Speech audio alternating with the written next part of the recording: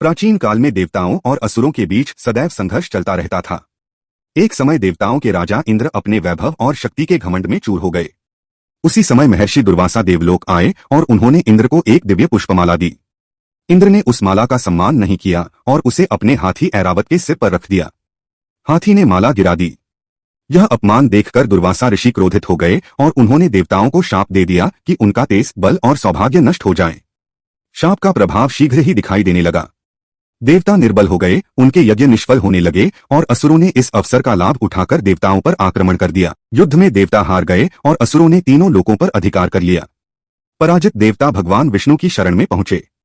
विष्णु ने उन्हें बताया कि यदि वे क्षीर सागर का मंथन करें तो अमृत प्राप्त होगा और उनकी शक्ति लौट आएगी। इस कार्य में असुरों की सहायता आवश्यक थी, इसलिए देवताओं ने उनसे संधि की। मंदराचल पर्वत को मथनी और वासुकी नाग को रस्सी बनाया गया। मंथन शुरू हुआ, लेकिन पर्वत समुद्र में डूबने लगा। तब भगवान विष्णु ने कूर्म अवतार धारण कर पर्वत को अपनी पीठ पर स्थिर किया। देवता और असुर पूरी शक्ति से वासुकी को खींचने लगे और समुद्र में भयंकर हलचल मच गई। कुछ समय बाद समुद्र से भयंकर हलाहल विष निकला। तीनों लोकों में हाहाकार मच गया।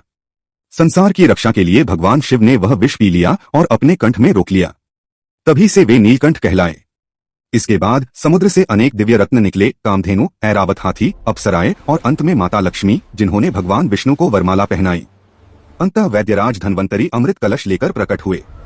असुर अमृत हड़पना चाहते थे, तब भगवान विष्णु ने मोहिनी रूप धारण किया। मोहिनी के रूप पर असुर मोहित हो गए। उन्होंने अमृत बांटने की जिम्मेदारी मोहिनी को सौंप दी। मोहिनी ने चतुराई से देवताओं को अमृत पिला दिया। एक असुर राहु छल से देवताओं के बीच बैठ गया, लेकिन सूर्य और चंद्रमा ने उसे पहचान लिया। विष्णु ने सुदर्शन चक्र से उसका सिर काट दिया।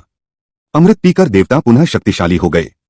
असुर पराजित हुए और ब्रह्मांड में फिर से धर्म, शांति और संतुलन स्थापित हुआ।